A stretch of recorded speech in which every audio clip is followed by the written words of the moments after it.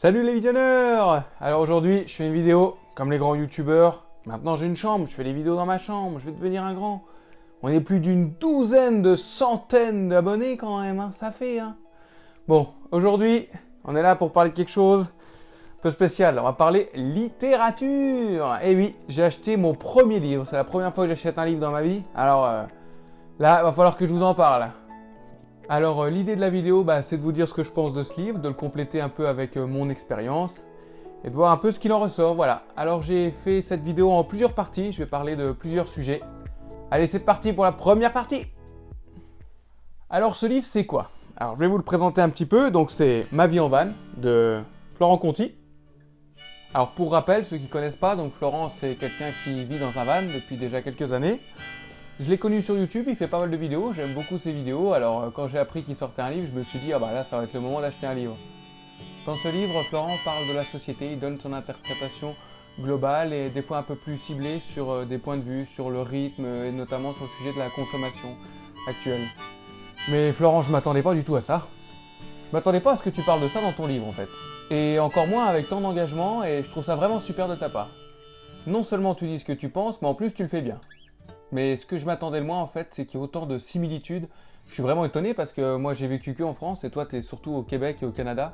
Et en fait dans ce livre je suis vraiment étonné parce que je pensais pas que c'était aussi proche en fait dans les idées. Alors ça me fait presque un peu peur, je suis un peu étonné de voir qu'il y a tant de comparaisons à faire entre les deux. Quelque part c'est un peu triste parce que ça montre que c'est pas qu'en France qu'il y a des problèmes avec la consommation et la société. On va maintenant aborder le sujet de l'argent. C'est vrai que l'argent c'est une question qui revient souvent. Surtout lorsqu'on veut avoir une vie nomade. Moi j'aime beaucoup la vision du travail intelligent, on en parle dans le livre pas mal.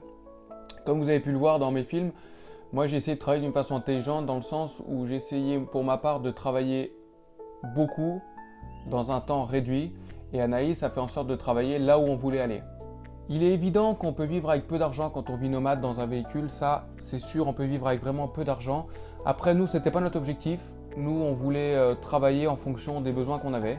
Je pense qu'il faut trouver l'équilibre entre l'énergie qu'on a envie de donner pour le travail et les choses de confort qu'on a besoin et qu'on veut s'offrir avec l'argent qu'on a gagné.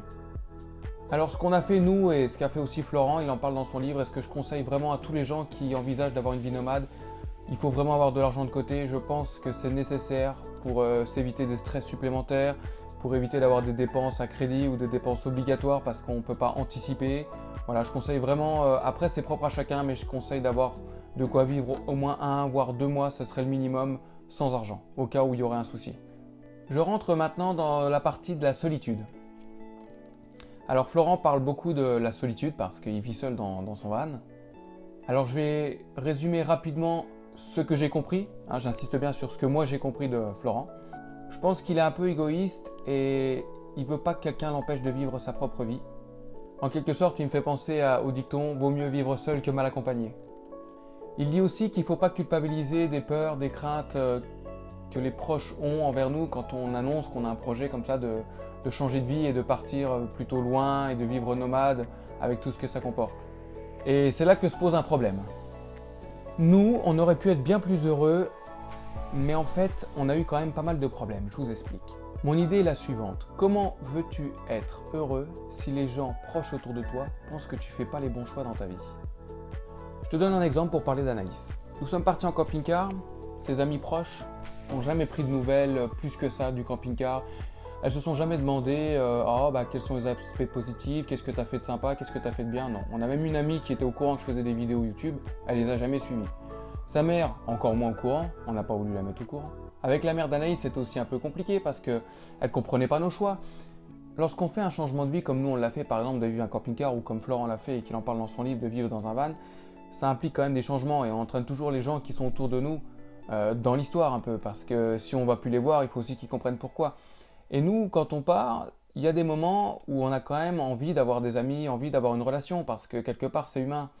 Et quand tu as des personnes autour de toi qui sont pas heureuses pour toi parce qu'elles comprennent pas tes choix, parce qu'elles s'intéressent pas plus que ça, parce qu'elles disent ça c'est pas forcément bien, ouais comment vous faites, vous devez galérer tout le temps, comment vous gérez les problèmes. On a l'impression que les gens à chaque fois qu'on les a au téléphone, c'est pour nous parler comment on gère les problèmes et pas qu'est-ce que vous avez fait de bien, qu'est-ce que vous avez vu, complétez ci ou ça, non c'est pas le cas ça.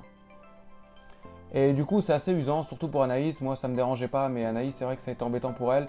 Parce que les gens, quand ils l'avaient au téléphone, c'était tout le temps: ah, mais t'es enceinte, comment tu vas faire? Quand est-ce que vous prenez un appartement? Tu vas pas pouvoir accoucher dans le camping-car. Alors que prendre un appartement, vous avez vu, ça se décide en moins de 15 jours. C'est pas si compliqué que ça, mais sauf que nous, on y est droit pendant 6 mois.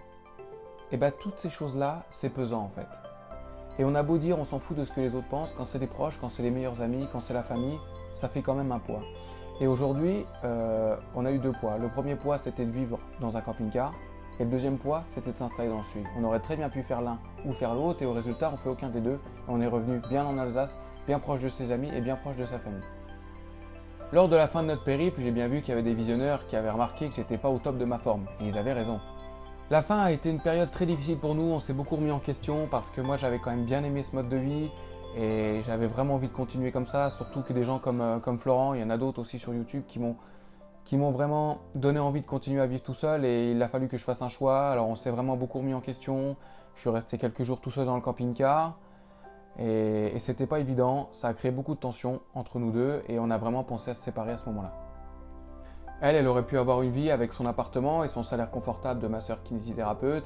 Et moi, je serais devenu un petit vagabond entre le nord, le sud, l'est et l'ouest de la France. Je serais allé voir mes visionneurs, je serais allé un peu découvrir les nouveaux villages, les campagnes, les villes. J'aurais trouvé ça sympa, mais seulement j'aurais été tout seul.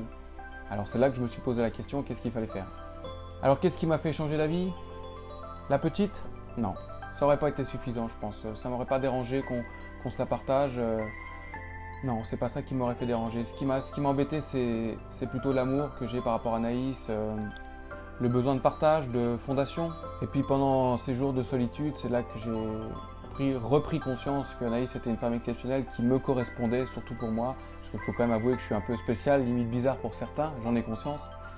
Et c'est là que je me suis dit que si je lâchais Anaïs, c'était sûrement pour très longtemps parce que j'étais pas prêt de retrouver une nana aussi bien qu'elle. Alors c'est drôle parce que je fais le schéma inverse de Florent, c'est-à-dire que je viens de trouver un travail, mon premier emploi, mon premier contrat de CDI, parce que j'étais toujours à mon compte avant.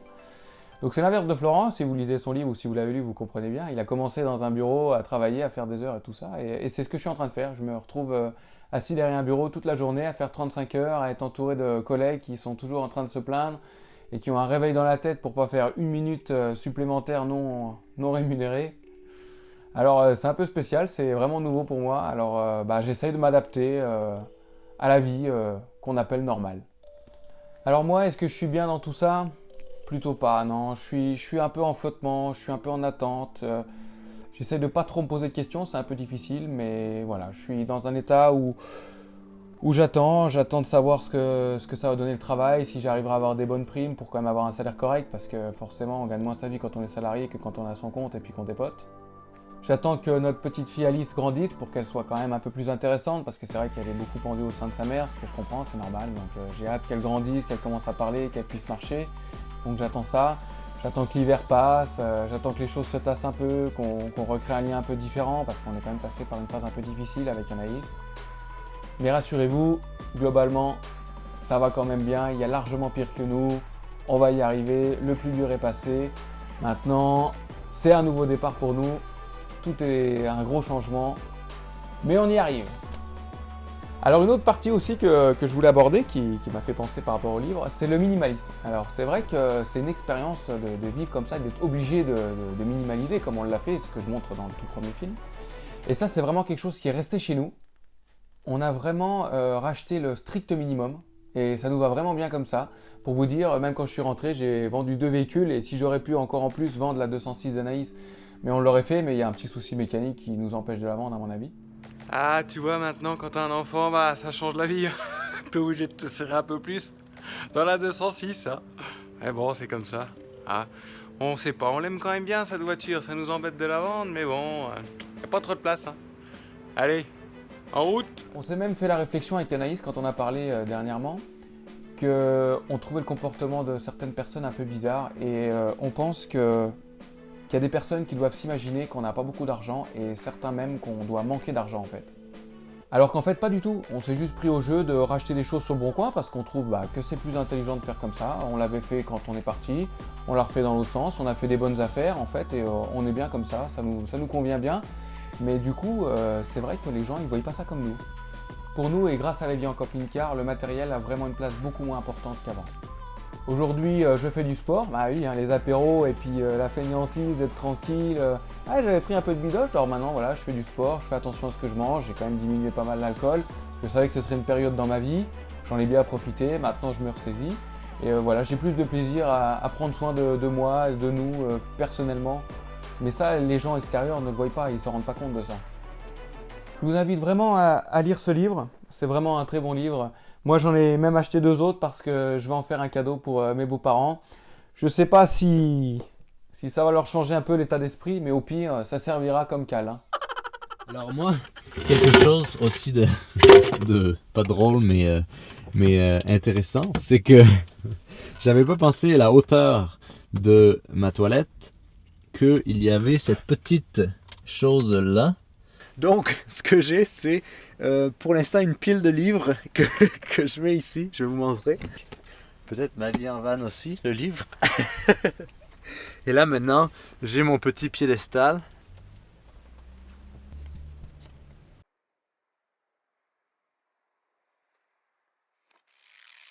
Beaucoup des grands fortunés ne respectent pas l'argent, car ils sont conscients que l'argent ne respecte rien.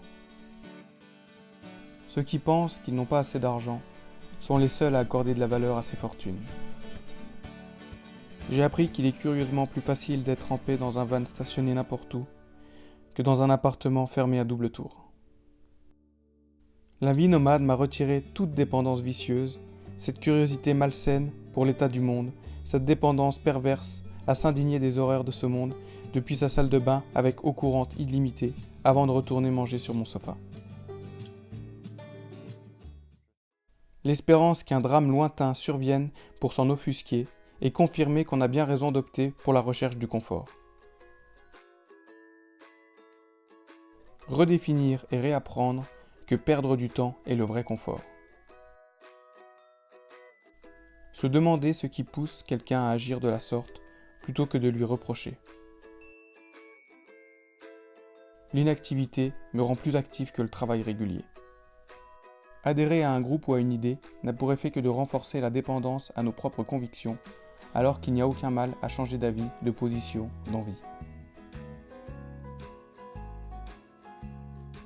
Si c'est le regard des autres qui détermine ma personne, je ne serai qu'un marginal, qu'un petit privilégié déconnecté de la réalité, ayant eu la liberté de choisir, qu'un jeune prétentieux sans responsabilité. Ne sommes-nous pas voués à créer des expériences égoïstes, même quand elles sont partagées ? Dès que vous n'avez pas ce standard de vie sociale, on vous prend en pitié, on vous juge, on ne vous comprend pas. Tout le monde semble avoir une idée de ce que les autres sont, sans laisser une chance à ces derniers d'exprimer qui ils sont vraiment. Il serait faux de rendre synonyme nomadisme et liberté infinie.